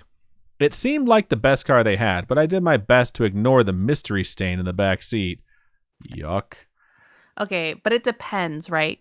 There's a difference between a mystery stain that is most assuredly semen, and there is a difference between that and like a mystery stain that could possibly be blood. Okay, I see what you're saying. Where I went is someone had sex back there, someone jerked off back there, and you don't know which one it was. But yeah, you're right. Someone could also have been murdered in the back seat. I see what you're saying. Blood or semen, either way, yuck. I read the next phrase and I was just like, God, it's like it knew what I was going to say. I pulled out of the rental and began... Stop! I know what you're thinking that made you laugh. Pulling out, obviously. I pulled out of the rental and began the long drive out of the city and into the rural countryside. I am a complete fucking idiot. I did myself in big time. I forgot to check the fuel gauge. Stupid, stupid, stupid. I was driving through a twisting desert dirt. God damn it. I was driving through a twisting dirt road, the sides lined with tall, dark trees, and the road beyond my headlight pitch black, and suddenly I ran out of fuel. I pulled over, but I doubt that actually mattered. Who would use this obscure-ass dirt road in the middle of an Alabama backwoods? Answer, me, a complete and total idiot. As I tried hard not to completely second-guess my decision to come here, which I was having a real hard time with, I got out of the car and stood on the side of the road. I looked at my cell phone, and sure enough, no service. The only way this could get worse was if Jason fucking Voorhees came crashing through the forest with his machete and ran me through. Regardless, I was stuck. Completely and totally. So I did the only thing I could. I crawled in the back seat of my car. I really thought he was going to say something else. And tried to sleep. Why? Because I had nothing else. I don't know. Maybe they curled their body around the mystery stain. Because I had nothing else. God damn it. Lost my spot. Because you're distracted by the mystery stain. Because I heard the Discord noise. But yeah, your question about whether or not he slept on jizz, semen, blood, whatever, to distract me. Also, I would start walking until I got reception, but I'm not an idiot in a story. So why? Because I had nothing else. No other option. Couldn't make any calls. Couldn't drive anywhere. Yeah, walking is apparently not a fucking option. Lazy asshole. So is it in the middle of the night? Yeah, he said it's pitch I wouldn't black. want to walk in the middle of the night. I mean, I would. I'm not going to sleep in my fucking broken down car I'll in the see middle you of the night. Afterlife. Okay, cool. You'll stay in the car. I'll go get help. One of us will definitely die if this is a horror movie. So I would sleep, and in the morning I would walk through an Alabama backwoods. Yeah, I am totally fucked. This was my line of thinking as I lay on the seat, eyes staring at the ceiling. How was I supposed to fall asleep? I wasn't exactly in a safe neighborhood. Hell, I wasn't even in a neighborhood. And another thing, it was cold. Not the freezing it got in a New York winter, but cold enough that my light jacket couldn't stop me from shivering. I felt pathetic. I crawled up front to see if I could turn on the heater, but sure enough, for this shitty car, it was busted. So I climbed back into the back seat and quietly whispered a swearing fit the likes of which would make even angels cry. After that, I felt slightly better. I think angels would cry at normal swear words. It should be like a demon being like, oh, why I never. But I never. But I still felt stupid for coming here. I felt even stupider for not checking the fuel gauge. God, that was so stupid. Like mind-bogglingly so. But while I was hounding myself for my own unacceptably vast stupidity, I heard something that nearly made me cry in relief. A car engine and tires crunching on dirt. I practically leaped out of my car. It should be leapt. I practically leapt out of my car, swinging the door open with so much enthusiasm it should have broken the hinge. The car that would surely be my saving grace was currently only about 100 feet from me as it approached me slowly. I stuck my thumb in the air, signifying I was hitchhiking. The car slowly pulled up beside me, and the window rolled down. Inside the cabin, a middle-aged man sat. His hair was gray and balding, his face round and chubby. This is some Texas Chainsaw Massacre shit. He had a neat plaid dress shirt tucked into his khaki pants, khakis, and below his warm eyes clad in rimless glasses, he gave me an amiable smile, and all my fears of the night were nearly dissolved. This guy sounds like a fucking serial killer. Mm-hmm. Well, howdy, my friend. Or what? Molester. Porque no los dos. Well, howdy, my friend. Looks like you found yourself in quite a predicament, he said, benevolently. Yes, sir, I said. He gave a hearty chuckle. Yup, happens to the best of us, son, especially those who ain't from these parts. I'd be happy to lend you a ride and let you stay in my home for the night till I can help you with your vehicle. No. This struck me as odd. The answer is no. As no one in New York would ever offer you a ride in the middle of the night. That was a good way to get yourself mugged or raped or worse. But I, admittedly, decided to take full advantage of his blind trust. He wasn't worried he was going to be hurt. He was saying like offering a stranger a ride and a place to stay could get the other person, the nice person, killed, which is like the most New York thing I've ever read. All right. He goes on to say, oh, thank you very much, sir, but I'm afraid my car is just out of gas. He nodded. Ah, that's all right. We have plenty of gasoline back at my humble abode. Tell you what, I can drive you there and call roadside services to pick up your vehicle. I chuckled at this. Again, no worries, sir. It's a rental. I can just call the company. I just can't get signal. He nodded again. Well, alrighty then, son. I can just drive you to my home and you can call the company. Dude, what the fuck? Till they arrive, you can sleep at my house. I felt overwhelmed with gratitude to this kindly stranger, but also a bit nervous. This kind of hospitality always set me on edge. No one was nice in New York unless they wanted to sell you something. But regardless, I decided to accept his offer. It was just my... He wants to, like, eat your body parts. It was just my city instincts, after all. No need to be so judgmental. That would be very kind of you, sir. Thank you. He smiled and nodded, leaned over the passenger seat, and opened the door. I climbed into the seat and shut the door. The car smoothly accelerated as the man pressed his foot on the gas pedal. The inside of the car was... the only thing that's going to be smooth from now on. The inside of the car was well made, but it had an air of humbleness, as if the driver... What? Who the fuck wrote Every this? time I get into someone's car, I'm like, God damn, it's so humble in here. Air of humbleness in here, man. I'm so humble. As if the driver just wanted a car he could comfortably drive. I respected that. We drove in silence for 10 to 15 minutes until he spoke. So, what brings you to these parts, son? He asked politely. I told him about my cousin having invited me to his house for the week and how I took the opportunity to get away from the city. He smiled.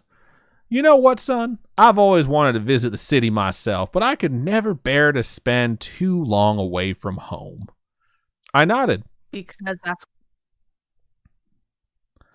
where... Either Robin's internet is shitting out or my internet is shitting out, but she has turned into a robot one way or the other. This is fucking hilarious.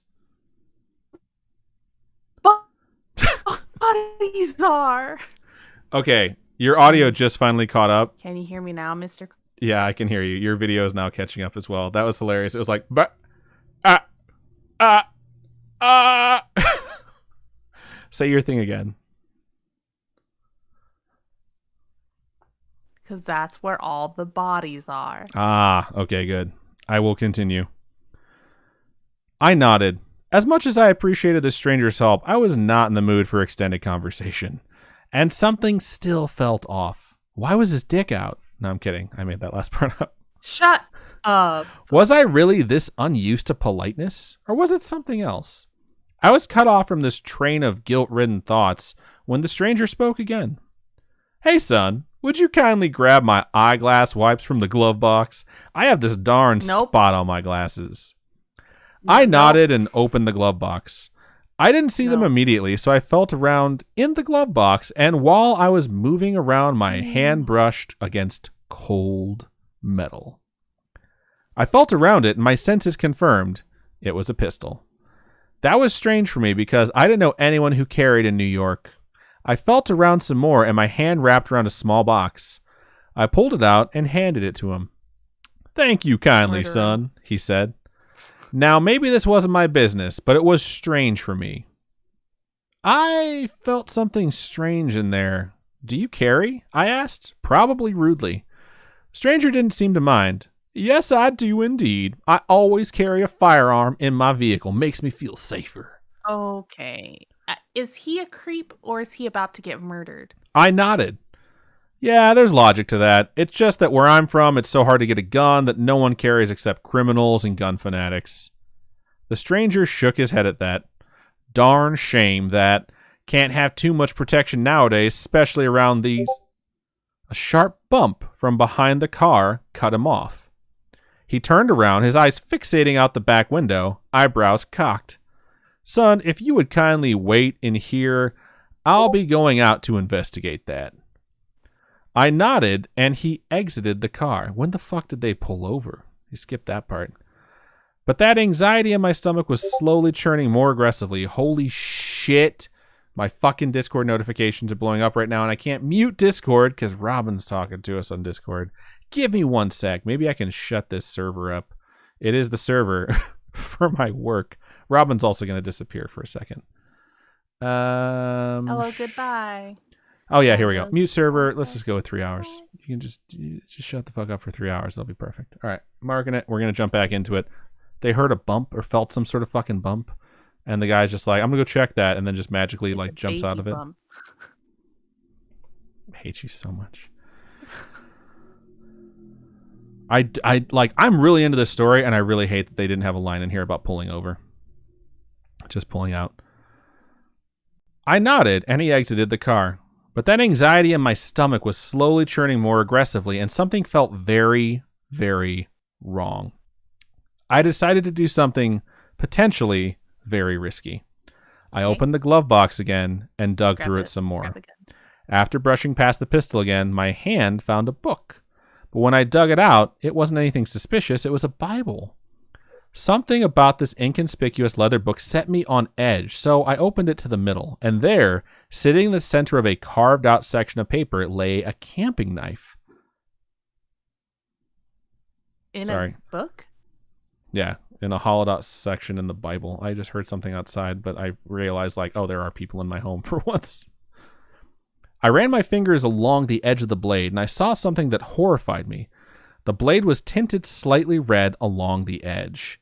My stomach felt like it knotted several times as I asked myself a question I should have asked long before I entered this man's vehicle. Why was a man with a car this high quality driving through the Alabama backwoods? Why is there a fucking, car race outside my fucking house right now? It's because I live on a 7-lane fucking highway at this point. Jesus Christ. Why was a man with a car this high quality driving through Alabama backwoods? I quickly closed murder. Duh. I quickly closed the book and stuffed it back into the glove box. I heard the trunk close and his shoes crunching on the dirt as he slowly approached the car again.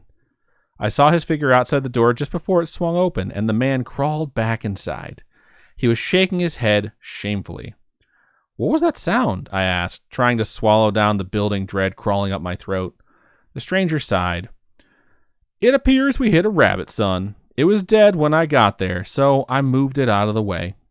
Sure. Suddenly, I was more acutely aware of the strange things he was saying, like why would someone pick up a rabbit's corpse, and why had the noise come from the trunk if we had hit a rabbit? Had it come from the trunk? Nevertheless, my suspicions went unvoiced as I, too, shook my head at the falsified tragedy. Shame, I said. The stranger cleaned his glasses before repositioning himself at the wheel. Welp, he said. No use crying over spilt milk. Let's keep on the move. Get it? Because it's a cat? No, wait, it was a rabbit. It was a rabbit. Oh, we still shit, got a never good mind. hour's drive. Holy shit, dude. Just let me keep reading. We still got a good hour's drive ahead of us. As I made myself the very closest I could be to anything resembling comfort, I tried not to imagine what had actually made that noise or what this guy was hiding. All I could think about was where I would be in the next hour and what that meant for my personal health. We drove in silence for the next 20 minutes, the only sound the purr of the engine and the dirt underneath the car's tires. That and my own heart pounding in my chest so hard I was surprised the stranger couldn't hear my heartbeat. Or, my brain thought horribly, maybe he does hear it and is just so used to his victim's hearts doing the same thing. As we drove, my mind began racing, trying to formulate a plan on how to get out of this car. The best plan I had was saying, I need to take a piss, and then bolting when I was free. But the stranger would probably just chase me, and I seriously didn't want to be chased through an Alabama backwoods by a knife-wielding Jesus freak. What the fuck? So I kept coming up with ideas. My best bet was using the gun to shoot the stranger and then driving back to civilization. But that would require proof of the stranger's psychotic nature, so I was stuck for the moment. Finally, I decided what I needed to do. I would get the stranger out of the car by saying I saw something on the side of the road. If he got out to investigate, I would get out of the car, grab the gun, and go around the back of the car to look in the trunk. This is a pretty shitty plan, just FYI. Just steal the fucking car. This was an older car, so the trunk should have a hatch. And he didn't have a key when he went to check the trunk, so it couldn't be locked.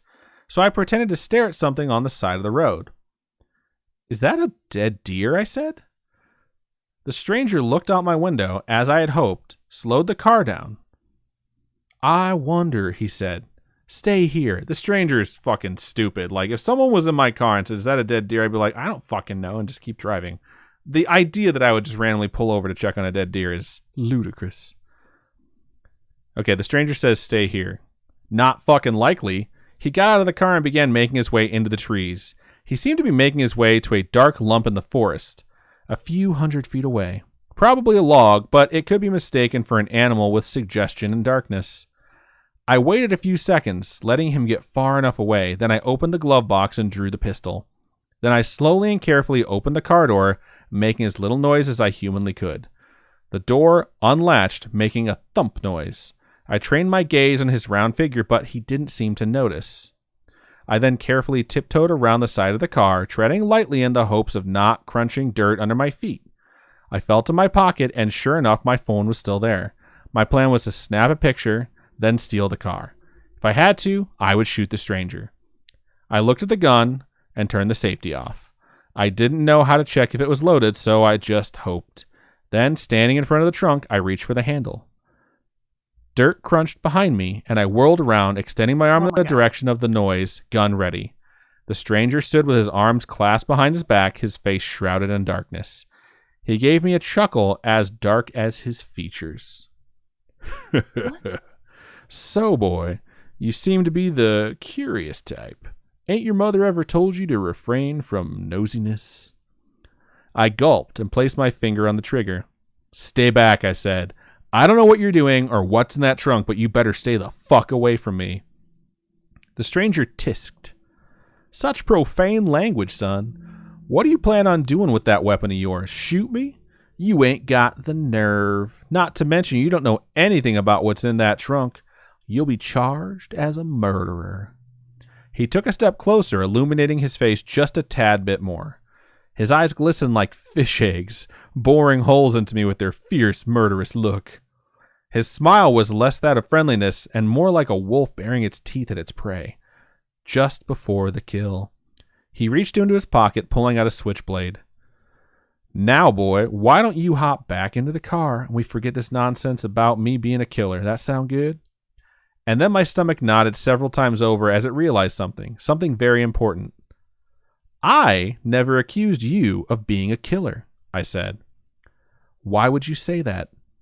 His smile became a scowl and he took another step closer. Get back in the car, boy. You have no idea what you're dealing with. I stepped back, pressing my hand onto the cool metal of the trunk, finding solace in its cold embrace. I then pointed the gun at the stranger and said what I always wanted to be my final words. Fuck off. He cracked his neck like a fist fighter would and then lurched forward. I pulled the trigger. The muzzle of the pistol erupted in a bright flare and the stranger grabbed his stomach, dropping his knife. He collapsed forward, head hitting the ground at my feet. He gasped and blood began to pool around his body. I looked at him for a good 10 minutes. Masturbating. What? No, I'm kidding. I looked at him for a good 10 minutes. Then very slowly, I turned around, my hand still resting on the trunk. I dropped the gun. That's so dumb. I dropped the gun, placing my other hand inside the groove of the trunk handle. My fingers wrapped around the plastic of the handle. Slowly, they pulled towards me, bringing the handle with it. The latch released with a thunk. I grabbed my phone from my pocket, pressing the photo app, then aimed it at the trunk that I slowly swung open.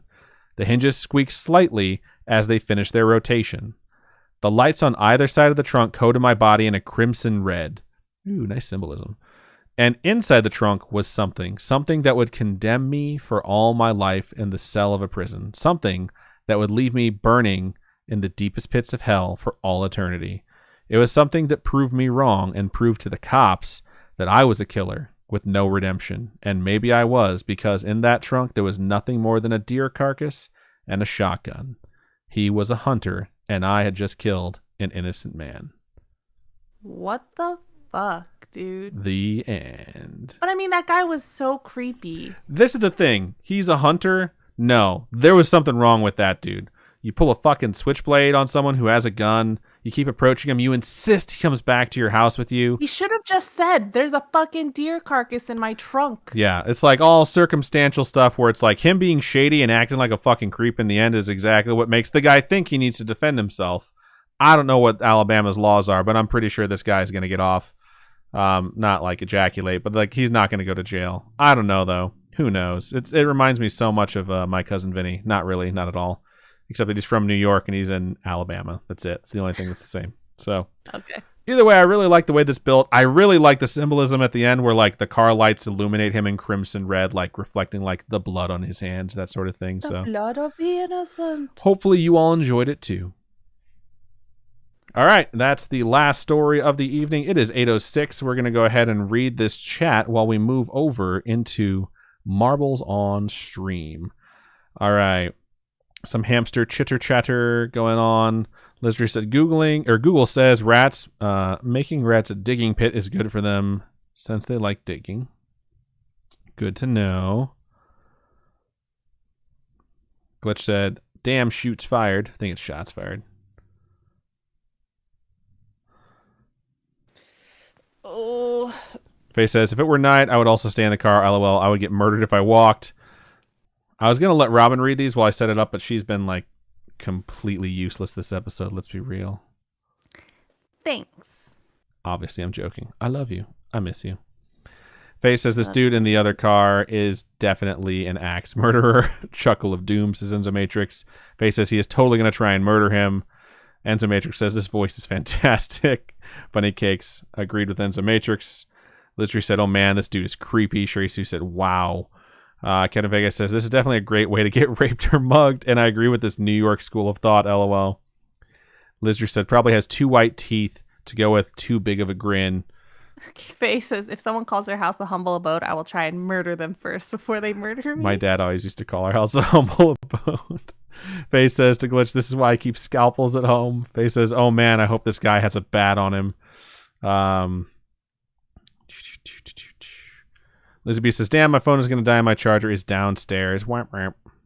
Glitch says, I also tell people when I train them in a car that they need to relax because the odds of 2 serial killers in one car is crazy. Such a good joke. Everyone was like, Robot Robin.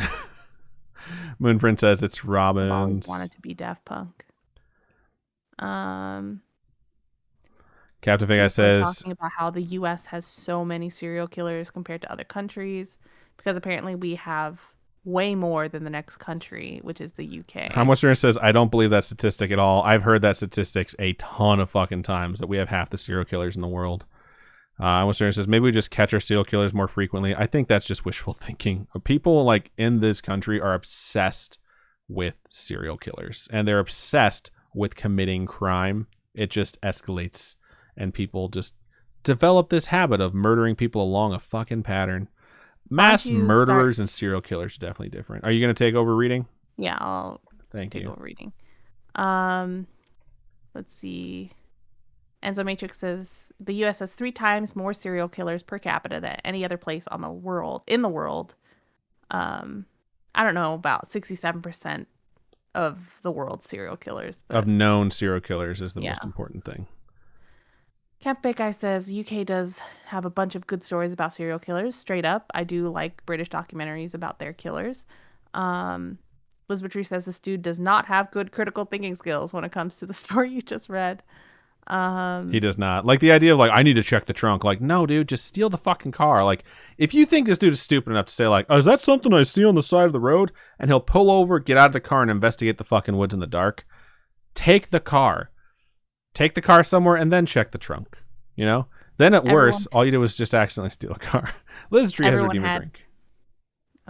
Everyone had ideas of what could be the premise, whether he was a serial killer, whether the main character was the serial killer. Turns out no one was the serial killer, but the main character did kill someone. But someone did die. Someone was a killer in the end. The way the guy acted at the end makes me think like, no, he was a killer too. Like he wasn't just a hunter. Too. Yep. And the deer carcass in the trunk was just like a cover up. So I figured he just came by and they were like, "Well, what's all this blood? It's a deer carcass." I thought he was just legitimately also killing deer. Like he was a hunter, but he also hunted people. Glitch was like, "See, Faye, you prejudge that he's a murderer, but he's just a hunter." And Faye's like, "He jumped him with a knife in his hand. That's self-defense, straight up." Yeah, with the guy holding a gun on him. That's madness. All right, let's go ahead and switch over to... Bunny Cake says, the tiny city I live in has a max security prison, which makes it roughly 1 serial killer to every 10 people. All right, exclamation point, vote, then a space, and the number that corresponds to the track you want to race. I'm going to go ahead and get Robin's camera fixed. Give me 1 sec. Beep, boop, bada. Edit filters. All right, that should be good. Faye said that's self-defense, man. Dude jumped in with a knife in his hand. But maybe I'm also a cynical East Coaster. Bunny Cake says, the tiny city I live in, you already read that. Junk says, LOL, I was driving when Adam was reading. The sound kept going on and off, and it was hilarious. I got to re-listen to the episode. That is funny. All right. Start your voting. You guys already have. I'm going to toss in the vote as well.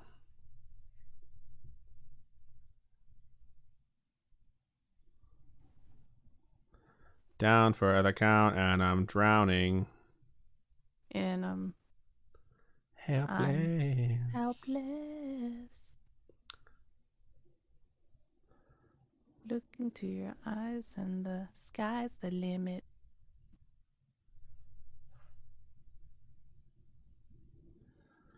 Beep beep beep beep beep beep beep beep beep. Da da da da da da da.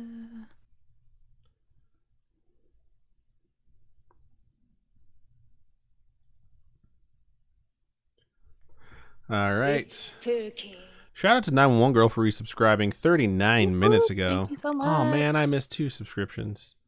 Shout out to Cat Beatrix for resubscribing for the 22nd month and said, yo dogs. Shout out to 911 Girl who resubscribed for 21 months and said, popping in on my 10-minute break to say hi. That was 39 minutes ago. Her break was over half an hour ago. And shout out to me for resubscribing with Jeff Bezos' money for the 25th month and putting money back in my own pocket. The House of Pain is currently the track that is in the lead.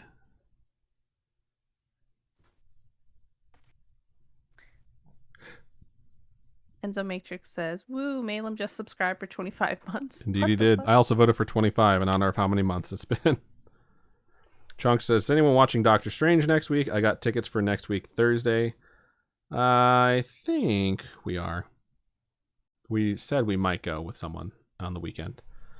Bunny Cake says, to Enzo Matrix, Australia hasn't had a mass killing since 1996, thankfully. I think that was the one that wound up having them change their gun laws, if I'm not mistaken, but I haven't boned up on my Australian history in a minute. All right, House of Pain has 5, so let's go ahead and go with it. It's already pretty late. On average, it takes 1 minute and 59 to complete this, and the world record is 1 minute and 9 seconds. Locally, it takes us 2 minutes and 6 seconds, and Donosaur holds the record at 1 minute and 29 seconds. Bunny Cake says, it is. Well done, Adam. Basically, what I've learned about the Australia's history in mass shootings is exclamation point play to get your marble on stream. They had a giant mass shooting in 1996. Everyone was like, oh my god, this is horrible. How can we prevent this from happening? Someone said, let's get rid of our guns.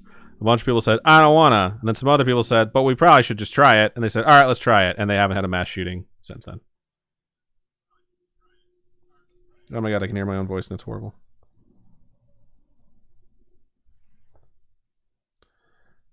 Don't forget to type in exclamation point play. Robin. I haven't even opened my Twitch.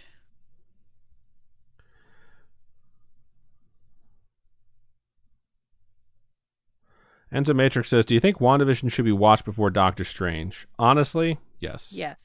I absolutely do. Straight up, you have to watch it before. I don't think you have Doctor to, Strange. but I think you'll be It's just confused like, otherwise.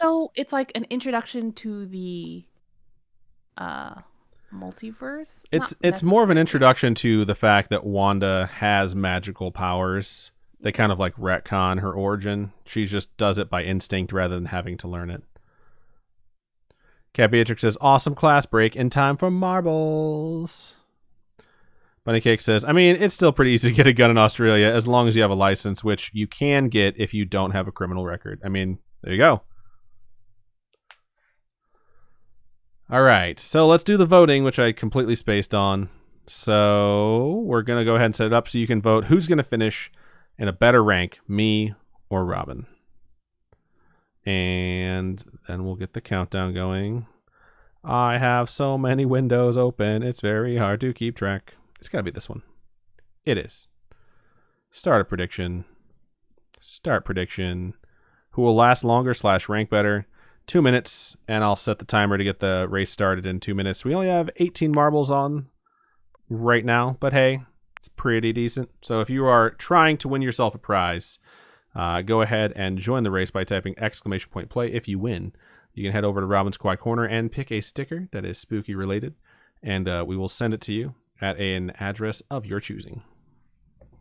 So 1 minute and 40 seconds to get your marble on stream. What the fuck? What's going on? Just my phone is like not working. It died earlier and I just turned it back on, but now nothing is working. Like all I want to do is send a message and I can't. Well, Like I can't put exclamation point play in. It won't open the keyboard. I should know that you're already in though. Oh, okay. So that's a good sign. I will go like a full day without a single notification on my phone. And if that day just so happens to be Wednesday, for the 90 to 120 minutes we're doing the show, I get like 30 or 40 notifications from like every app that I own. And then like, of course, a couple of people as well. Oh, I forgot to vote on who's going to last longer, me or Robin. Obviously not me. Right now it's 55% me. And it's an even split of 5 to 5. I'm going to vote on myself. Trust in myself. And I'm voting every one of my points. All of them.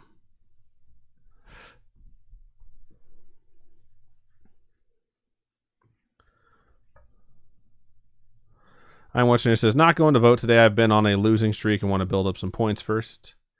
That's fair. I wish they had a game where you could win points based off, like Twitch points based off of your placement. I think that would be the best kind of integration because people really enjoy the points. I really enjoy the points. So All right. We are off. Let's take a look at the track. Yeah, I remember this one. I can see Dinosaur racing their own ghost ball, which is hilarious to see. However, Robin is the first person out. This game is horseshit. So anyone who voted for me, we can all root for her to fall off. Cat Beatrix made it through the fan blade pretty easily, along with Glitch Grim. Dinosaur said, I'm good, and jumped off the edge. I have now taken the lead. Actually, Cat Beatrix is in the lead, but on the other side, I am also doing pretty well. So that is good for that particular bet. Cat Beatrix's pace is well ahead of Dinosaur's record-setting pace. I just got slowed down by a fan blade. Cat Beatrix is now going through this funnel that apparently has a fan blade in it that I never noticed before. Glitch just got smacked around by it and launched back upwards. All right, Cat Beatrix is still in the lead, however, slightly behind. No, it's like neck and neck with Dinosaur's record-setting pace. Ooh, went through that first fan blade really well. Didn't get too delayed by the second one, but has definitely been jostled a little bit. Where's Robin at? Robin's still back there by the funnels. I have slowed down significantly. Chloe has definitely accelerated. It's funny, too, because Robin always says Chloe Michelle, and now that's what my brain wants to say, too. Chloe Michelle was in first place for a minute, and then not anymore. It looks like Latreia is now in first place, and I think that's going to be how it's going to end, because Latreia definitely got the benefit of getting pushed forward by those fan blades, and is ahead of that record-setting pace, and will take the victory and the Scaryish record. Congratulations. As far as the betting goes, let's watch as folks trickle in to see who gets there first to the end, me or Robin. I seem to be ahead. Robin's pretty far behind on those fan blades, but you never know what could happen with these pulsating rods here at the end. Looks like Moon Prince is second. Glitch is third. I hope pulsating rod is what you meant to say. Laura Ann's fourth. Cat Beatrix is fifth. I do finish sixth, and those who voted for me, thank you so much for believing in me. Cursed Wolf 7th, Sherry Sue 8th, Enzo Matrix 9th, Robin finishes 10th, and the rest of you are just trying to make it before that fiery wave of death hits you. I think everyone is pretty safe. Chunkster's moving a bit slow, but I think she'll get that figured out. Excuse me, Lizard Tree's moving a little bit slow, but I think she'll get that figured out. Chunkster, however, is stuck in this second fan blade, and that wave is approaching very quickly. There it goes. Okay. Chunkster has made it through and is now making their way downtown, walking fast, faces past, and they're homebound. Yes, because they're homebound. And congratulations to Latreia. Don't forget to type in ! merch. Oh, that's weird. I wonder why Laura Ann placed fourth but didn't get any points. Interesting. There's got to be something going on with Twitch. Weird. Chunk says, at least I didn't die. Exactly. So congratulations, Latreia. Don't forget to type in ! merch. It'll bring up the link. Click that. Then go to Robin's Quiet Corner. Find yourself a Scaryish sticker. All right. It says, woo. Thank you. Absolutely. Let's go ahead and bring up the race menu while you all can vote on the second track we'll race, and I will pay out those folks who believed in me. And choose outcome. Adam. Complete prediction.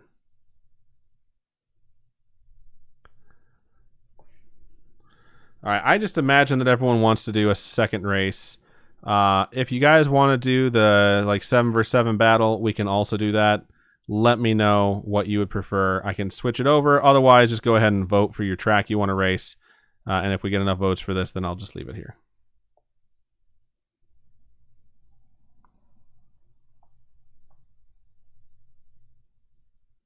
It's spooky. Shout out to Brandon Chicken, who just resubscribed for the 5th month. We sincerely appreciate you. Guys, why is it so hot? Because you're there? I'm just so uncomfortably warm. It's because your computer churns out a lot of heat. Right now, it looks like track 50 has 3 votes. Track 55 now goes up to 5, so they're pretty close. So we'll let it scroll by one more time.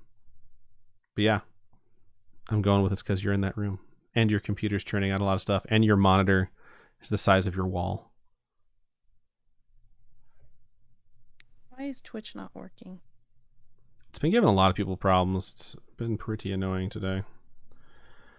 Bunny Cakes has been following Scaryish for 3 years, 4 months, 22 days, and 15 hours. Cursed Wolf has been following us for 3 years, 9 months, and 6 hours. You know what we never did? Run an ad halfway. Correct. I'm not even too sad about it. mean, we're still going to finish at like 8:30, so. Glitch is checked. His followage, 3 years, 8 months, 27 days, 5 hours. Damn. All right. Almost 4 years. It appears that Space Station is going to be our track. On average, it takes 4 minutes and 12 seconds to beat it. 3 minutes and 29 seconds is the world record. On average, for us, it takes 5 minutes and 43 seconds to beat it. Holy shit, with I Am West for Dinner holding the record of 5 minutes and 10 seconds. Let's jump in there and get this started, since this is going to be a marathon. Exclamation point play to get your marble on stream. And I will set up the voting one more time. One more time.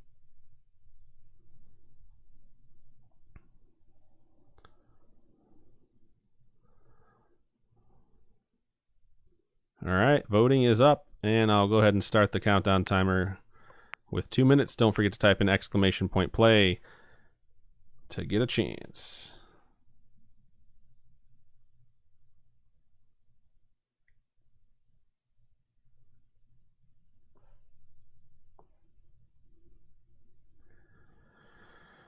All right, I don't know who I'm going to vote for this time. Do I think I'm going to win? Do I think you're going to win? It's hard to keep a good man down. You're the best man I know. Wow, thanks. You're welcome. My stomach is just an unhappy camper. My stomach is a very hungry camper. I'm very hungry. All right, we got 1 minute and 15 seconds left, y'all. So don't forget to type in exclamation point play to get your marble on stream. We only have 16 right now. We had 18 last race, so 2 people have either left or have forgotten to type in exclamation point play. It appears Robin is one of those. Robin is one of those that needs to type in exclamation point play. There we go. We got Enzo Matrix and Robin in here, so now the bet can actually work. And we're back up to 18. 40 seconds more for anyone else who would like to join in. Right now, the voting is 70% to 30% for me to Robin. However, it's 5 people to 5 people. Oh, no, it's now 73%. No, it's 66, 34. More people think Robin will win. But my voters have committed more funds to backing me. So, still a really good payout right now if you're voting on Robin. But we shall see what happens with it by the time the track goes. Chunk said, hope I get some points.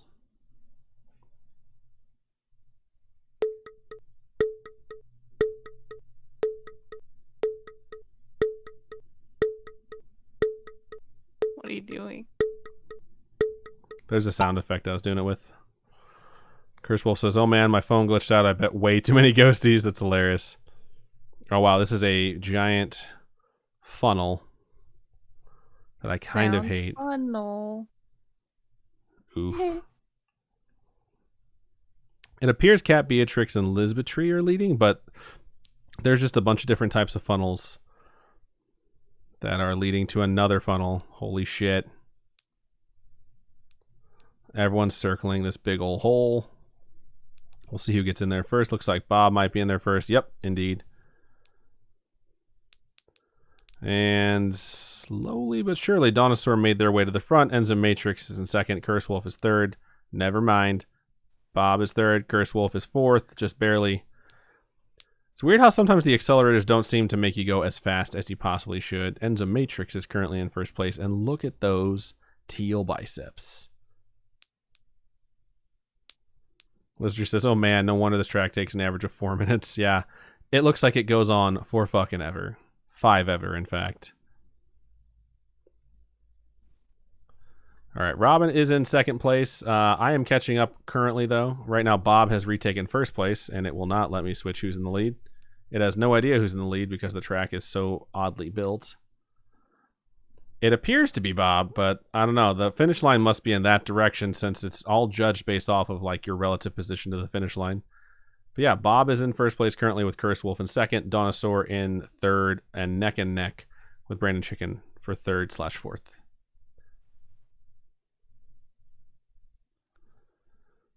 All right, these 4 are sort of running away with it. However, me and Robin are really, really close together.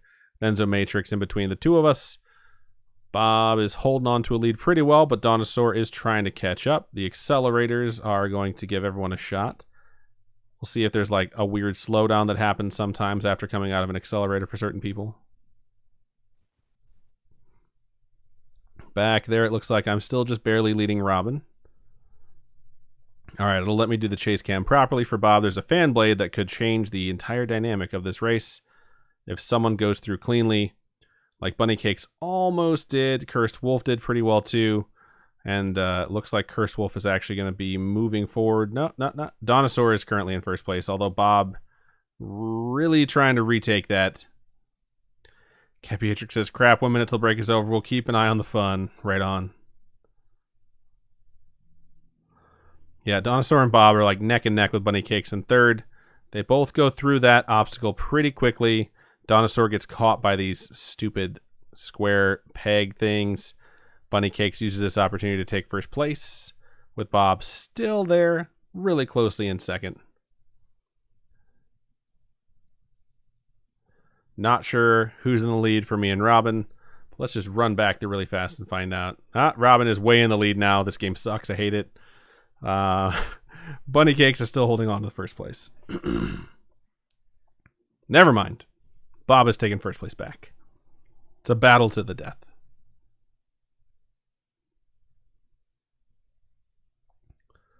That side-to-side momentum really slowed Bob down. Bunny Cakes was able to take the lead back. No one has any idea how far away the fucking finish line is, although that our record-setting time for Scaryish, folks, is 5 minutes and 10 seconds, and we're only at 3 minutes and 42 seconds. That peg changed the dynamic of things. Oh, this is the end. Holy shit. Congratulations, Bob, on taking first place, falling out of it, and then running off into the sunset, apparently. Donosaur takes second. Bunny Cakes third. Cursed Wolf fourth. Robin appears to be the victor of this particular race between her and I.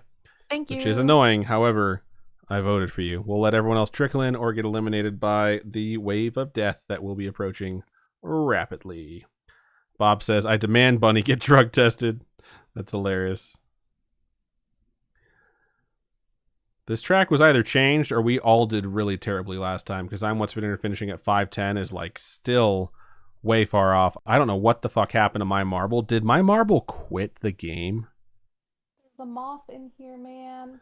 Bunny Cake says, I won't pass the drug test. Moths are relatively benign. Yeah, this is bullshit. This is what happened to my marble.